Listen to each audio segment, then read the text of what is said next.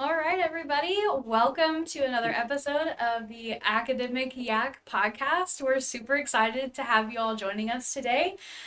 You'll see a new face here if you have watched the previous two episodes. This is a really good friend of mine and my husband's. His name is Isaac.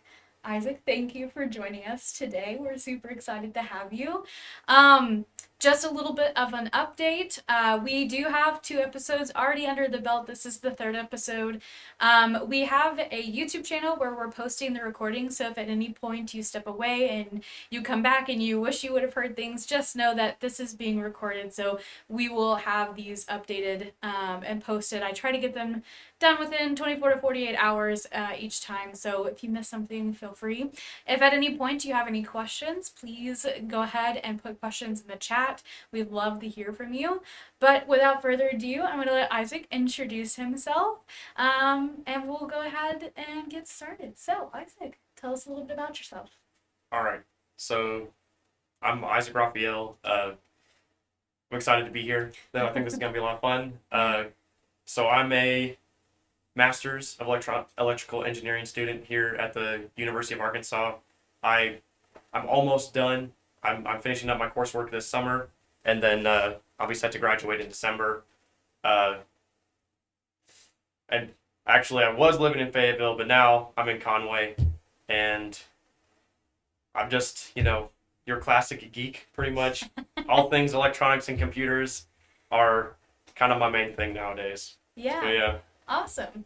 Well, so knowing you for how long now? Like 5 years almost, 4 or 5 years at this point. hmm We all met through the physics department at UCA, directly or indirectly, all of us, that's where we kind of joined together as friends. So just tell us a little bit about like how you decided to go into getting your undergraduate degree in physics and what that experience was like for you. Okay, yeah. UCA was amazing. I think it's because one of the reasons of many reasons why I went to Conway is because of UCA. Like I love being with at the UCA community and with the other people that are still in Conway at UCA. But initially going there, like finishing high school, my sister had already applied and been accepted, and like I have a twin sister, and so we were finishing, and she had applied and already gotten in, and I was still figuring out. Like I had done some visits to like Tech and Fayetteville and UCA. I was still kind of deciding, but my dad, he's a UCA alumni, and you know I've been in the same school as my twin sister my whole life, Yeah. so it was kind of it was hard for me to kind of let that go, and UCA was more affordable, and I remember I loved my tour a lot. And then when I was thinking about majors, uh, like I've always wanted to do engineering, but then I had seen that UCA had advertised this like a they called it the 3-2 program where you could do physics for a few years and then you could transfer. And I tried doing that, and it turns out that it was kind of like not really as like legitimate as like what they advertised.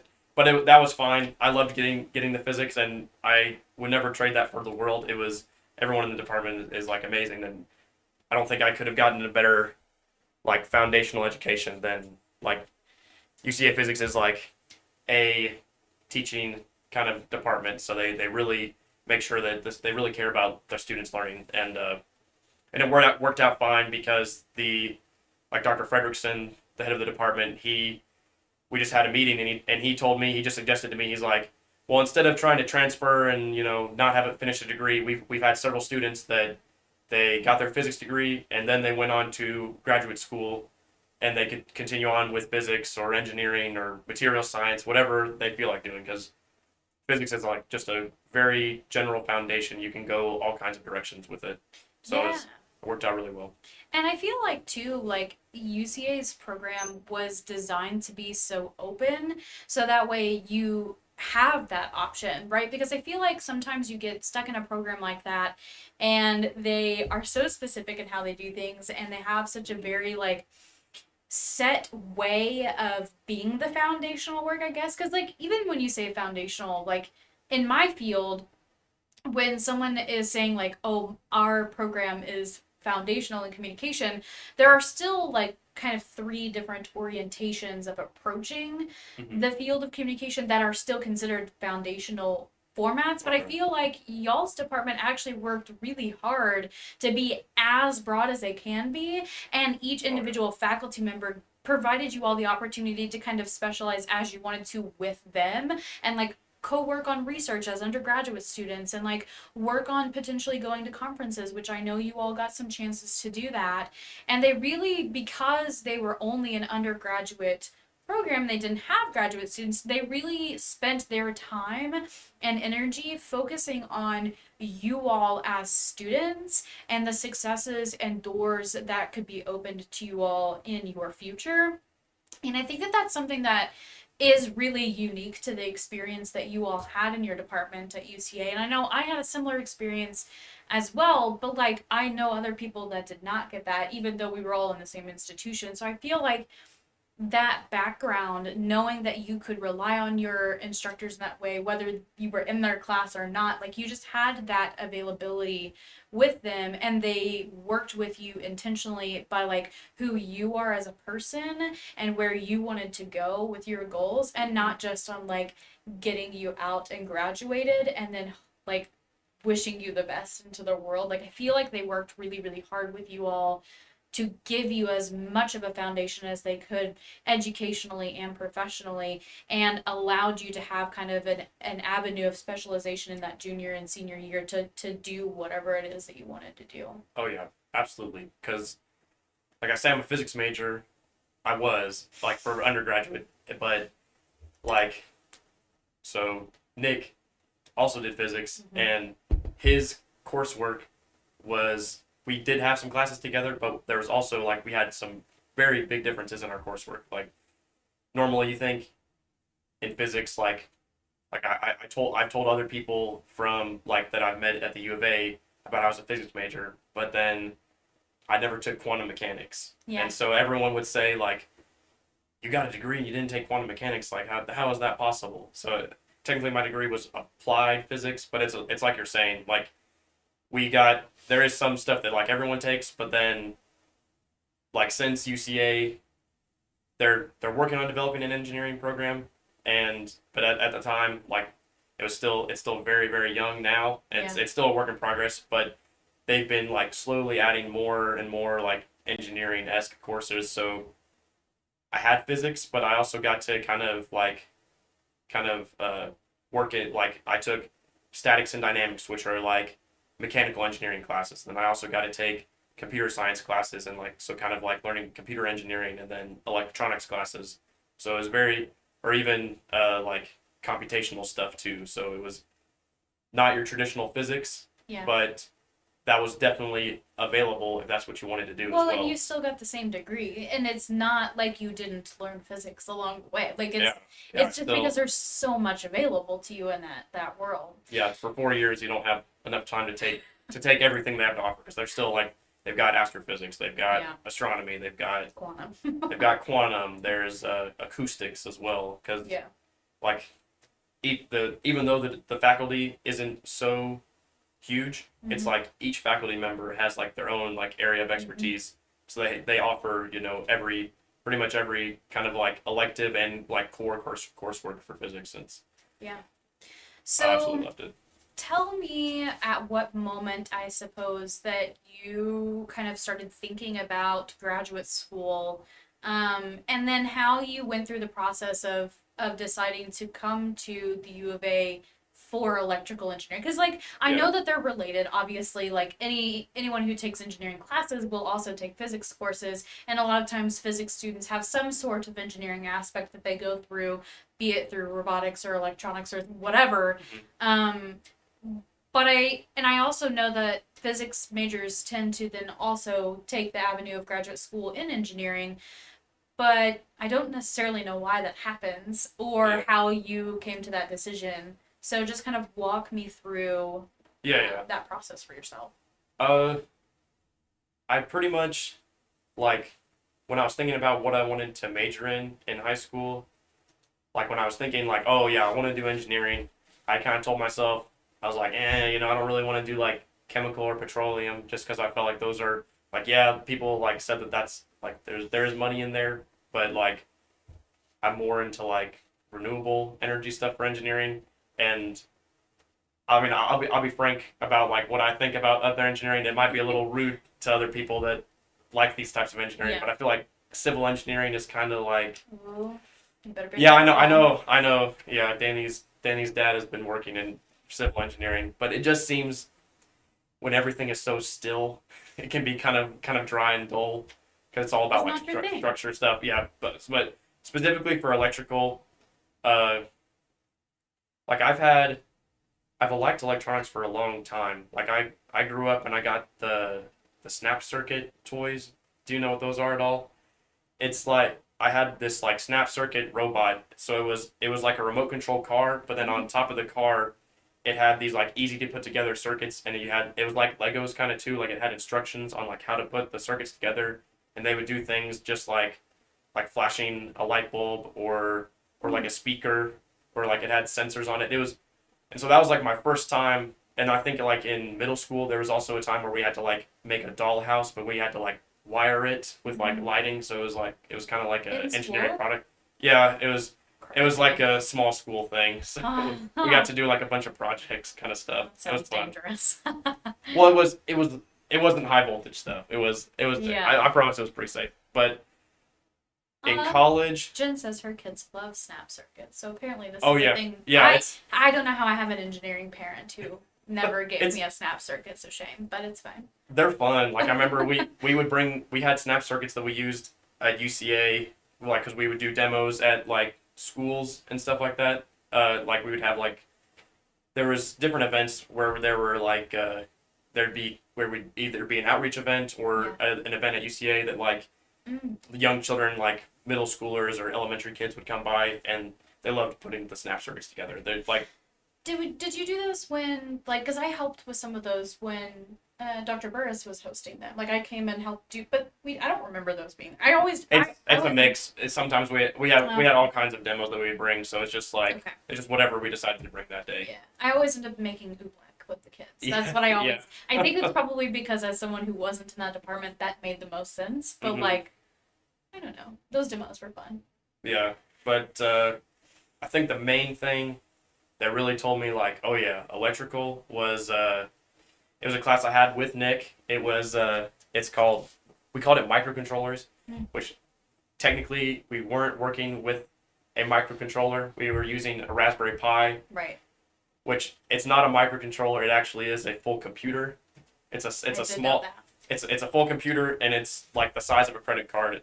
Everything about Raspberry Pi is awesome. Like they Hmm. started like the whole like model of their business is they want to make computing be something that's affordable for like everyone in the world. So like now the cheapest one they've gotten is like their nanos, like Raspberry Pi.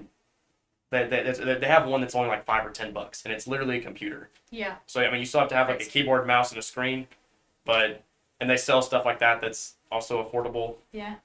But it was a really cool class because we had these boards and you put circuits together on them, like, and we're learning about sensors, and we're also kind of making physics experiments out of them. Like one of the like biggest challenges was we had to make this sensor where we would measure the coefficient of gravity Okay. using a circuit we built with the Raspberry Pi, and it was like it was a combination of like programming, robotics, circuits, and like data analysis. So it was like a lot of which, and it's from that like I was like, oh yeah, this is the kind of stuff Mm. like I want to stay in this realm where I get to like put things together, maybe write some code sometimes, and like do these experiments. And that electrical engineering just seemed like that was like the fit. The way to do that. Yeah. So when you kind of explored this, and I also just like am very fond of the memories I have of just walking through the new science building hmm and seeing people build those the little robots. They would put their Raspberry Pi on the back of like these like Lego looking trucks and like have them navigate around and have all these sensors. I always thought that was really fascinating. I never wanted to do anything with it, but I thought it was really cool to watch. hmm But like watching you and Nick both like kind of navigate that world and seeing the difference between you two and the excitement about it, knowing that has been something that you have been interested in, and like being able to explore it through your time at UCA, and like kind of feeling that validation, like this is actually what I like came to school for, and like this is Hmm. what I want to do. Why did you decide to get a master's degree in electrical engineering? Like I realize that may seem kind of intuitive and like Hmm. I want to do engineering, but like was it for you that you just wanted to specialize a little bit more, or was it that you wanted to explore that validation a little bit more in depth? Was it the like wanting the credential of like I do have a degree specifically in engineering? Like tell me why that and how you chose to go to the U of A. For Hmm. those who may be watching who don't know, uh, the U of A is just like really well known for their engineering program. So I know Yeah. that that plays a lot into it, but like some people here are not from Arkansas. So just Hmm. kind of talk about that a little bit. What? So I kind of have to hit these in Mm-hmm. order as a lot. So for why I wanted to go past like the bachelor's for physics and Mm-hmm. go for like graduate school for engineering was because it's kind of like a career move. Like this kind of like the sad truth is, as much as like Nick and I and many other people who graduated from UCA physics, it can kind of be challenging to be finding jobs in industry with a bachelor's in physics when a lot of the industry is looking specifically for people with a certain type of engineering degree from an accredited program and university. Yeah. So that was the decision to like go for a degree, and then why masters was because I just figured, I've already done the bachelor's thing, and I had a lot of encouragement from faculty and peers and stuff. Like they're like, oh yeah, like, you can do grad school, you'll be fine. Yeah. So I was like, okay, cool. And I figured a master's program is like just a couple more years, Mm-hmm. and then also another reason, like although I did get exposure to electronics and circuits, it was only in like a couple classes. Yeah. Whereas like someone who gets their bachelor's, like their undergrad Yeah. EE, they take, their whole junior and senior year is all EE classes. Where Yeah. so there's a lot of like fundamental stuff that I missed out on, and so one of the things I wanted to do was like to be able to take the graduate classes, which are not going to be fundamental Yeah. circuit stuff, but then kind of just like I did take one remedial course. They had me take electronics one here at the U of A. My first, Remedial. You took an undergraduate yeah, level it was course. that they it's like remediation as a graduate student. Yeah. It's just and I didn't have any trouble in that class because the electronics class at UCA was pretty good. But I kind of have wanted to use my time as graduate studies to not just be doing coursework like with graduate school, but also like spend this time like still as a student to like be brushing up and like finding Mm-hmm. resources for getting like a broad like fundamental. Well, no, I'm saying fundamental a lot. I'm sorry, No, it's fine. but just like getting all the basics down because there's I mean even now even though I'm close to being done with the graduate degree, there's still some areas that I know that undergrads are better at than I am. Yeah. That way better at that like I still really haven't gotten to do much work and study on. But but yeah, that was the main reason I wanted to go for it because I figured this can get me the the degree and the qualification I need to make myself like employable and like to make myself a desirable candidate Yeah. for the job market and just because I didn't have that much education from UCA specifically with electrical engineering stuff. Yeah. Uh, but why the U of A? Yeah.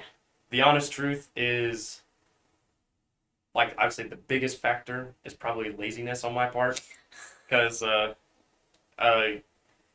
and Nick might agree with me. I don't know, but like the four years of the degree, I got tired. I guess but that's just it's an excuse or whatever. But I did not apply for programs as early as I probably should have to Yeah. be like putting my options out there. But the University of Arkansas at Fayetteville luckily had a later deadline for the application, It was the only one I applied to, but I did want to go there. Like I'm from Rogers, Arkansas, Yeah. which is like we're in Fayetteville right now. Rogers is 15, 20 minutes north of here on the Yeah. interstate. So and like I have cousins and grandparents that live in Fayetteville, so I've grown up in the area and like I know like my aunt, she's a University of Arkansas alumni and Yeah. like she's always been like telling me like, oh, and I Yeah. have cousins that are now at the U of A or graduated from the U of A and they've all been like, yeah, you need to go to the U of A too. Yeah. Yeah. Yeah. Yeah. Yeah. And so like I've grown up always like being a Razorback fan Yeah. and Being I from like the Arkansas. area and I so it was a combination of they have a decently well regarded engineering program here and they A have really well yeah regarded. yeah really well Yeah, regarded like it's a good it's program. ranked highly and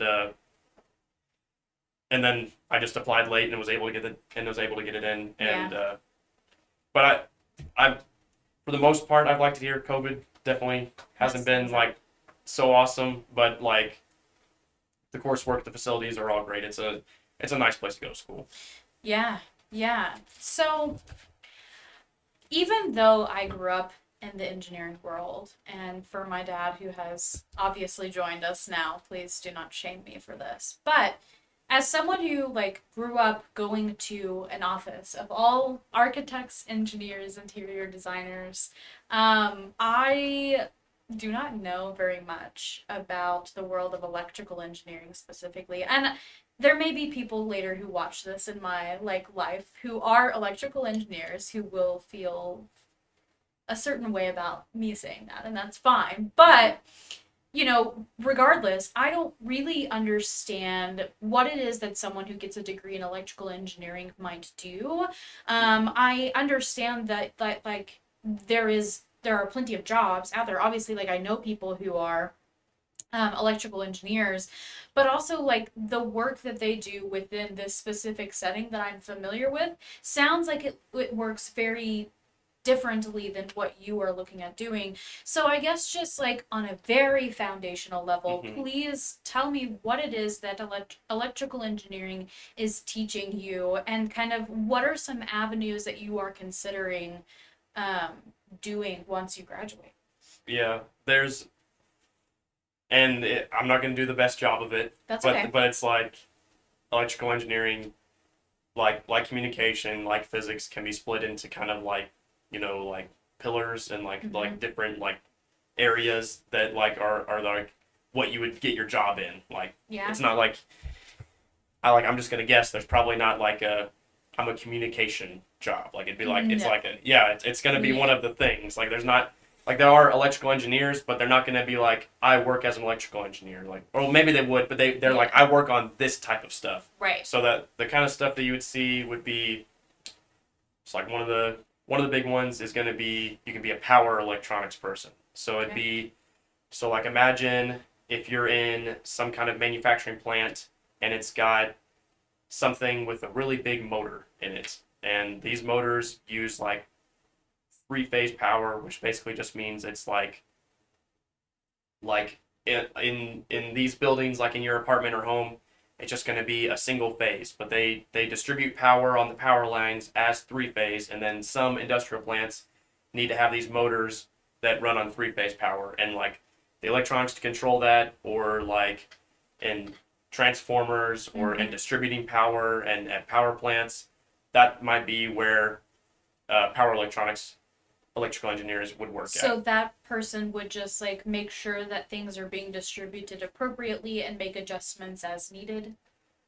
I guess, but one of the it's a big area of research because with the like advent of solid state, Mm-hmm. now there's a big solid state power electronics movement. So like one of the big things that like a professor gave like on his first lecture for a class I had was talking about how right now if you have a transformer that's like somewhere in the city and it busts like a tree falls on it or there's a big surge or something happens in it and it's broken. Yeah.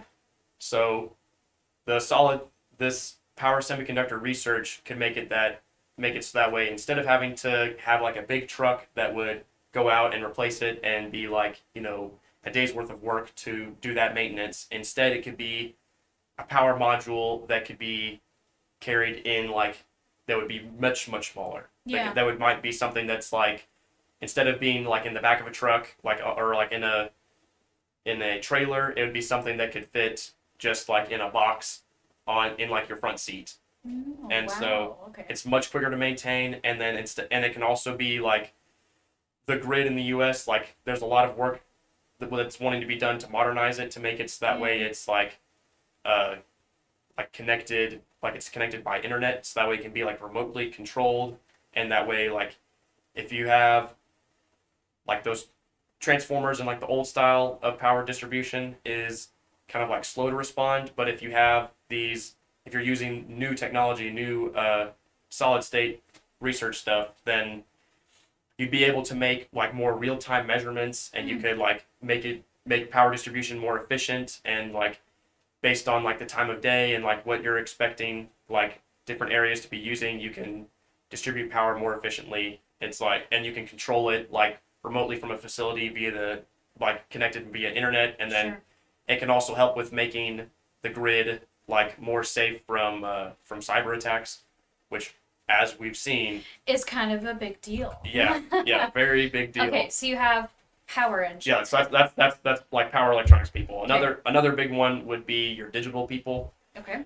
and those are going to be I'd say like a mix of people who design the chips. Those would be so like right now with COVID, we know about how semiconductors are on shortages, and the Mm-hmm. people who design those chips are called integrated circuit designers. So they would be the ones like IBM recently has like a functioning chip that uses 2 nanometer process. That means the transistors in that chip are 2 nanometers, which So is small. which is a billionth of a meter. Yeah.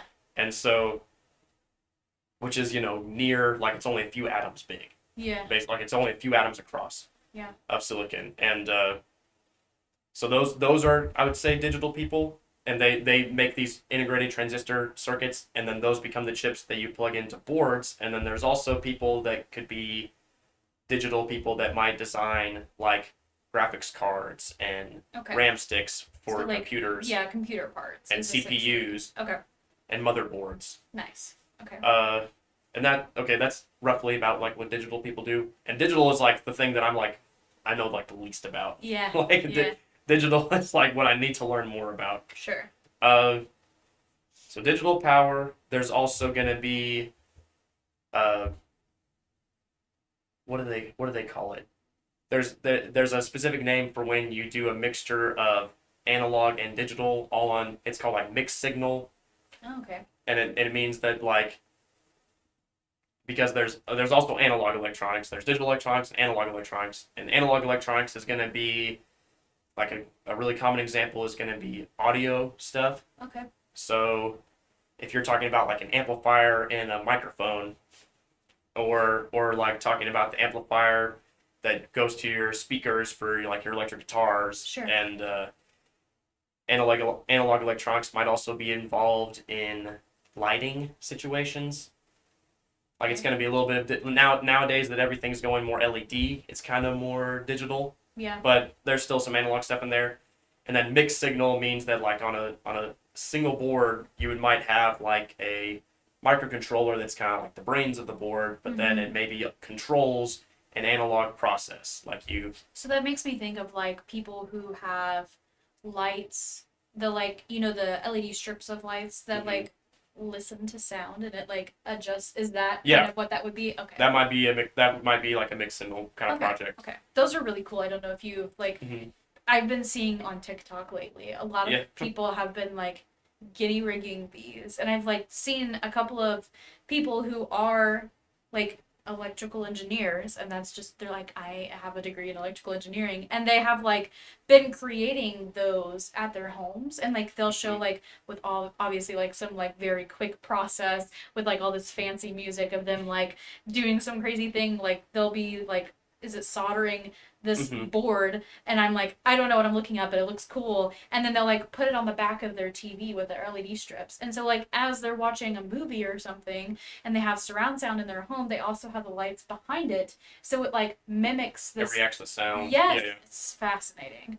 My brother. I hadn't heard about any of like sound stuff, but my brother was just telling me yesterday about Philips Hue has a thing Yes. as like a box you can Yes. put on the back of the TV. Yes. He was saying it's not audio, but it will respond to whatever is on your screen. Like Yes. it'll real time kind of like complement the color of the lights to whatever is on the screen. Yeah, and Jen's saying cloud ceilings. Have you heard about cloud ceilings? Is that the things where you have like it's like a like cotton or foam stuff I that think makes so. the cloud, and then you have like lights in there, and they And it can can like run like RGB and yeah, all and the you can different like colors. attach it to sound, like a Yeah, I sound think of a people thunderstorm. people might put like a speaker in there Yeah, and yeah. stuff. But I've seen I've those, been yeah. seeing that go very poorly for a lot of people. And I think that that's where you have to be careful with like seeing someone who has a professional degree like this make something like that and then trying to replicate it as like a homebody going wrong because a lot of people have been Yeah. having like house fires because they don't know what they're Oh wow, doing. yeah, And yeah, like I don't know if you know this, but cotton is very flammable. So like yeah. it doesn't take much. But okay, so we have power engineering, we have digital engineering, and we have analog, and then we have like Mixed digital analog. signal. Yes. There's also like some people. I would say mixed signal embedded systems is kind of those are all like board designer people. But then another big one is in the like I've been had some classes in Mm-hmm. is controls engineering, which is Okay. not control engineering is not strictly just electrical engineering. It's Okay. like it's a very big thing for like industrial processes, like thinking about like a chemical plant or a manufacturing process, or it's like another common example that we always use in the class is talking about like controls engineering is a very like it's got multidisciplinary kind of field. Okay. And one common class example that we always used was talking about the read head on a hard drive. So nowadays you have like you have your solid disk drives, and those Okay. have no moving parts. But the Right. old hard disk drives had they stored all of your information on a disk, and it was based on magnetism. So Mm. all it's a disk, and all the bits are stored as a magnetic state on that disk. Okay. And then there's a read head that literally has to like the disk is spinning, and then there's a read head that tracks over it. Mm. And so control engineering is like very important to that because you need to know that you move that head exactly where you need to be able to read the information correctly. Interesting. So it's about Something I would have never thought about mhm. ever.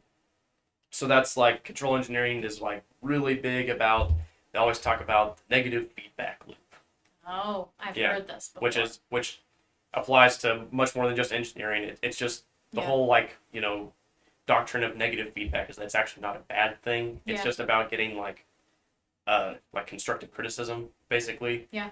Which in the engineering sense it's more like precise. It's like okay, this is what like you tell the system to do this, and then you have a measurement of the system, and you compare that with what the command was, Yeah. and then that gives you an error term, and then the system, because it has feedback built into it, it can correct itself and like hit the target. And there's all kinds of Things. it's really interesting. Like Yeah. so, one of the things I really liked about this class, about being in those classes, has been that like in math classes you would always like learn something, and people always say like, when am I ever going to use this? And Like, so here. so one thing that I know everyone always complains about is imaginary numbers, Oh yeah. and which I mean they're all over the place in physics as well, and they're in many parts of like electrical engineering and acoustics and all kinds of fields. But in control engineering it's used all the time too. Like it's Really. everything was always with complex numbers with like square root -1. Yeah. It's not that square root -1 actually means anything, but it's just like it's a very useful idea. Sure. So, of those though, like, what is it that you are particularly interested in, and are you like looking for imaginary numbers are the absolute devil? Yes, Jen, I agree. I never really enjoyed them at all, and they make no sense to me.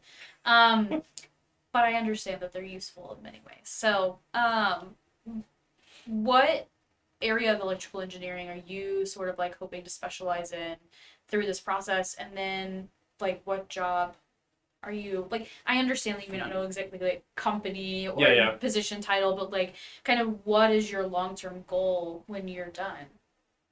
When I'm done, I really like the control stuff a lot. Yeah. But then, like, that's kind of the cool thing about the degree I'm in is it's just all the graduate coursework is just basically electives, and you just get to choose them. There's not really Yeah. like a structure of like you have to take this class. Like it's not like everyone's first semester they take these Yeah. classes and then they take these classes. It's like you can just choose whatever you want that's available. Yeah. And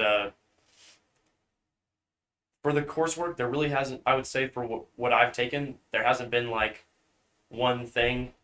I've been like I Yeah. took a couple controls classes. I've taken a few materials classes. I took like one uh, like intro to integrated circuit design, Sure. and then I've even taken a radio frequency. Oh, I forgot about that. That's another big part because electrical engineers also do all the wireless stuff. So Mm. radio, Bluetooth, Wi-Fi, Mm. your cell phone service. That's all dictated by electrical engineers. Like all of the This is standards. what we've been waiting Yeah. for. Like this is the like everyday application that I want to talk Okay, I'm sorry. about.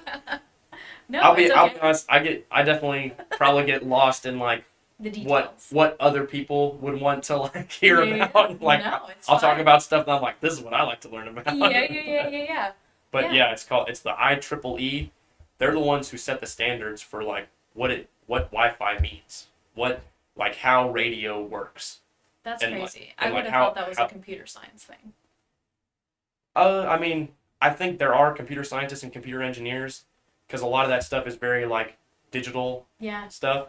So like in like I said, digital is like an area of electrical engineering, but like when you get into digital stuff, that's gonna be where you're mixing all together. sure, Or in controls engineering, you're gonna have a controller, and there's gonna be someone who needs to program that controller if it's sure. so. All of the fields are gonna be interdisciplinary. Like Yeah, you're gonna have mechanical people that are designing the mechanical read heads for like and yeah. all that stuff. So it's all very interdisciplinary. But yeah, that's something that's really the RF and microwave stuff. So like or like how satellites communicate with each other in space and how Wild. GPS works. Like that's I mean I say it's electrical engineers. I'm sure other people would say like no those are the computer engineers. Like, but Yeah. it's But you have to have both. Like it's just like even in the yeah. field of communication. Like I'm Mm-hmm. never gonna have a job that wouldn't require some interdisciplinary people on my team. Like I mean I can't even think of a position that I will have that I wouldn't also use my PR bachelor's degree in. Like I just it takes so many different perspectives and so many different specialties to make any one part of society function properly. So like it makes total sense that like electrical Mm-hmm. engineers are working with computer engineers and they're working with physicists and they're working with mechanical engineers and they're working with Oh yeah. even communication scholars. Like okay, we know how to physically make this thing happen, but how do we make people actually care about it and make Oh it, yeah. have a Siri, and how do we choose what Siri sounds like, and how do we, Mm-hmm. integrate Siri in the GPS so that way, people will actually pay attention to this thing that we have created that we know is very useful. So yeah, no, it makes complete sense that that's an interdisciplinary approach. I've just never considered the fact that like that's something that electrical engineers do. I've never had to think about that. That's interesting to me. Yeah, like 5G, like what 5G is like for like cellular service and Yeah. then the new 5G phones and all the 5G tech. That's like how it works and like what part of the electromagnetic spectrum is used because they like the reason why it's like kind of a big deal for a lot of people is that they're using a higher frequency than has like ever been used before. Like Hmm. and that's like I ended up not doing so great in my radio frequency class. It was just like I had other courses and I was more focused on those. Sure. But one of the things I did learn, like I mean, one of the basic things is that like whenever you're going higher and higher in frequency, Yeah. you have to start worrying about a lot of things that you made assumptions about with like lower frequency circuits. Hmm. Like then At higher frequencies, like at low frequencies, you kind of have to worry about wires not being perfect conductors. But then at high frequency, like there's no such thing as a wire. Like it's all every wire is also a capacitor, an inductor, and a Oh, resistor, maybe a little bit of an antenna as well. And like they just do different things. like everything on the board, like they always call it, it's always called your parasitics. So on your circuit diagram, you make a nice circuit diagram and maybe you run it through a simulation and it works exactly as it's supposed to. Yeah. But physically, when it's made out of copper and aluminum and gold and silver and Right. an FR4 and when you make the whole board, based on how you design your board and like the thicknesses of everything and the dimensions and how close things are together, there's all these little bugs on there and Yeah. they're parasites. Like there's bugs in computer code, but there's really nasty bugs. Like and you know, computer scientists they kind of get it easy because they have debuggers nowadays.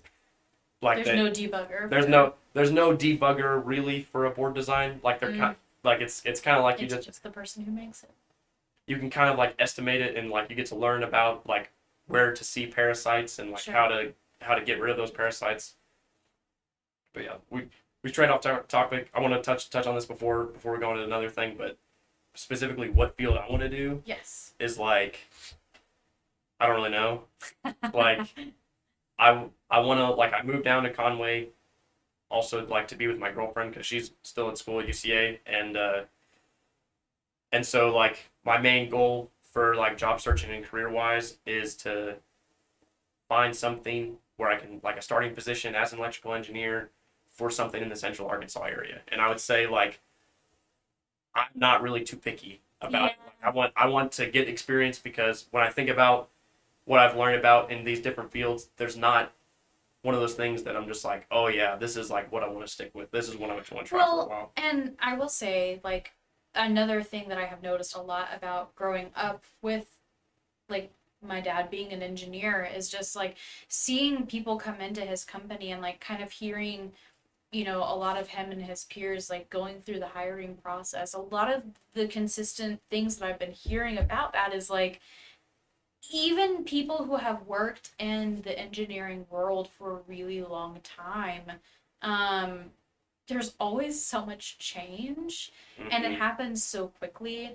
and you never know like what you don't know that there's always like a shockingly to me shockingly long like sort of training period for people that go into that office and it's just because like it changes and like the standards are so different at different locations with different companies Mm-hmm. and like the type of work that you're doing even though everyone there has an engineering degree like it's just so there's so much variation and because it is so technical and it is so reliant on like the person and like you said there's not like a computer design that can like fix the errors for you in a lot of ways that even though you're new like when you do find that first job, like you're going to be in like a training period for like 2 to 5 years. Like it's because it Oh just yeah. takes so long, and there's no way, even if you had an undergraduate degree and a master's in electrical engineering, that you would have everything that you needed to Yeah. go into a job like that. Never. And so it's like I hope that gives you a little bit of hope of like a little bit more certainty about like the job search process because I know that for a lot of people that's a very apprehensive thing and like you're there like Yeah. job applications are now for you in a lot of ways so like Mm-hmm. just know that like from someone who on the side has listened to that for 25 almost 25 years now Yeah. like that is something I have consistently heard that is different from the fields that I have applied to like for me and for a lot of people that I have heard about in other non-natural sciences positions the training period is typically 6 months to 18 months Mm-hmm. but everyone I know that has done engineering, the training period has been 2 to 5 years, depending on where they work and what they are doing for that company. Oh yeah. So it's going to be an interesting, non-ending learning journey for you for a very long time. I'm okay with that. Yeah. Like I was okay with graduate school because I'm like I don't mind learning. I am getting tired of like Tests. homework and quiz and tests and lectures and stuff like that. Sure. But like I don't mind. Like I remember being scared in like high school. I was like, oh, college textbooks or whatever. Like I said, I'd Yeah. taken like only a few AP classes, and I was like, man, I'm not like I'm not looking forward to having to like read these texts, but I kind of like some textbooks are actually kind of good. Yeah. Like Yeah.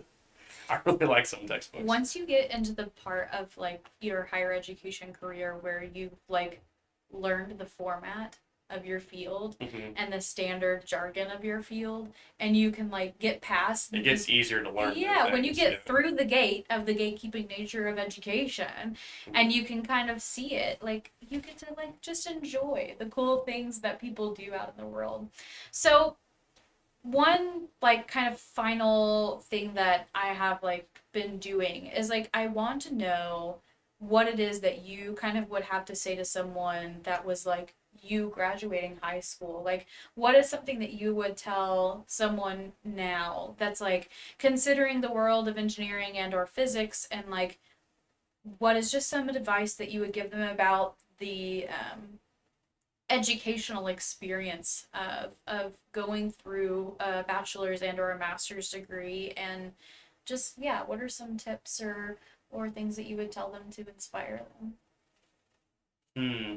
So I guess like the kind of like typical stereotype for like there's people who if they get into engineering school and like they get challenged by like homework and tests and stuff like that, that they're like, you know, not for me, and then like they'll go, to like business school or somewhere else. Like that's Sure. and and I so I would say and like a lot of people like you might hear them like from high school, like they'll watch like science stuff on YouTube, or they or like Mark Rober. which I love. Mark Rober. Yeah. Which one's that? He's Mark the Rober's the guy who did like the big squirrel obstacle course in his yard. is he the smarter everyday guy, or is that No, no? but that guy too, and they do overlaps a lot. Isn't that Hmm. guy's name David?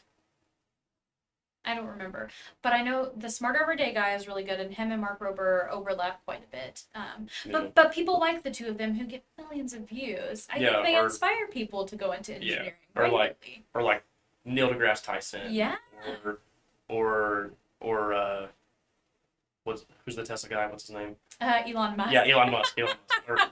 Or the like Tesla guy, the yeah, SpaceX guy, SpaceX the guy. Boring Company guy.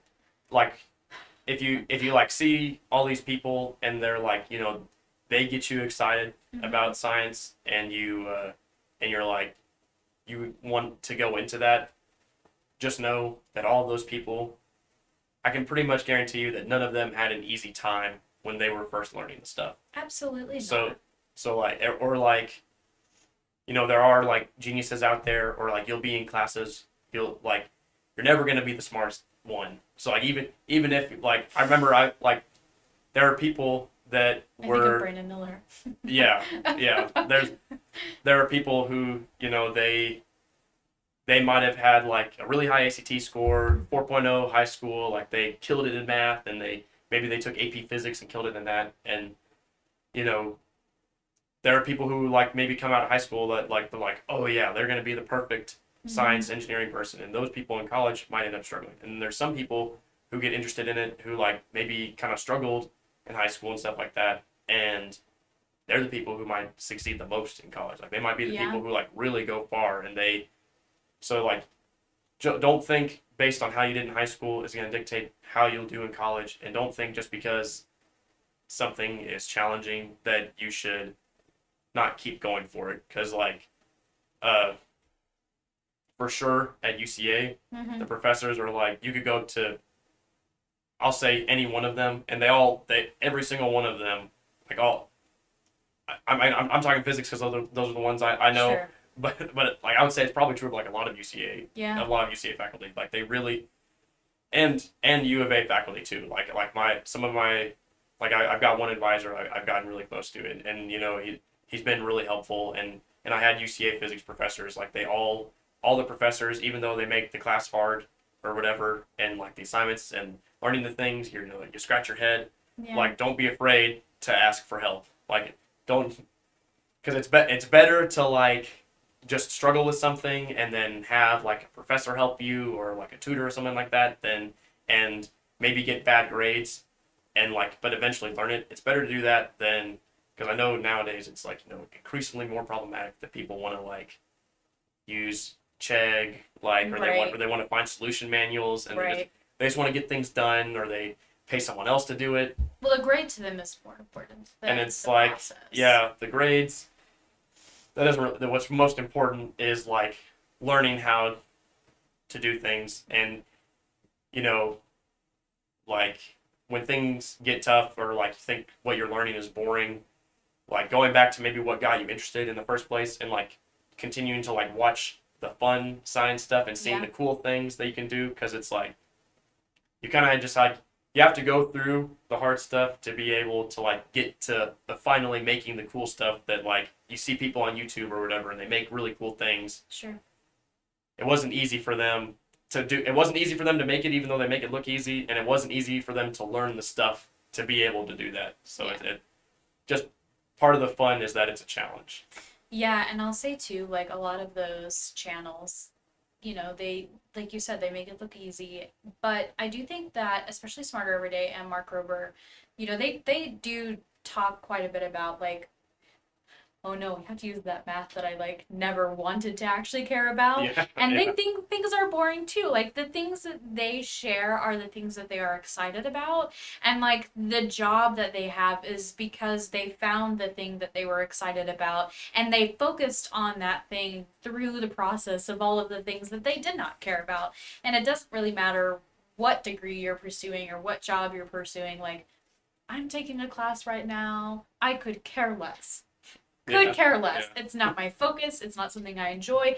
But like fundamentally, it has helped me in a lot of ways. So like Hmm. it doesn't matter if you're going into engineering or communication or business or art or whatever it is that you want to do. That's really really solid advice. Is like there's always going to be something that is challenging. There's always going to be someone that is smarter than you, and there's always going to be the people who present themselves in a specific way, and that doesn't necessarily translate to their actual ability to learn, comprehend, and really soak in the information that you are all learning together. So the biggest thing is like don't compare yourself to other people, and you have to find the thing that brings you joy in every single boring thing that you're experiencing or every challenging thing that you're experiencing. So Hmm. that is really really really good advice. um Thank you for being here. I Yeah. know for people who have watched the last two episodes, this is a very big change of pace, but no less, this is what we wanted this space to be, is the variation of like what it is people can do in the world and like how higher education can promote the ability for people to come and like speak on the things that they do and find a way to drive their education in a new and interesting way. So thank you for sharing that. We really, really Yeah. enjoyed having you on the podcast. Um, on Sunday, the 27th of June, we will have another guest. Her name is Toby, and she is getting a PhD currently in public health. So, what a time to be listening to someone discuss that. Please join us on Sunday. As I said, this has been recorded, so if you missed any part of this, or if you're just now tuning in, I know we've seen some spikes in people coming in and out. Feel free to check out our YouTube channel. If you go into YouTube, just type Academic Yak, and you will find the recordings of previous episodes that you may have missed. And also check this episode out here in a couple of days when I can get around to editing it. We've really enjoyed having you all in the chat. Thank you for being here. As always, thank you to my wonderful husband for being the engineer behind the scenes for this podcast. Hmm. Thank you to my dad for joining us and supporting the podcast, and for the others who have been here. We've had a really great time, and we'll see you next time. Thanks for being here. Bye. Yeah. Thank you. It's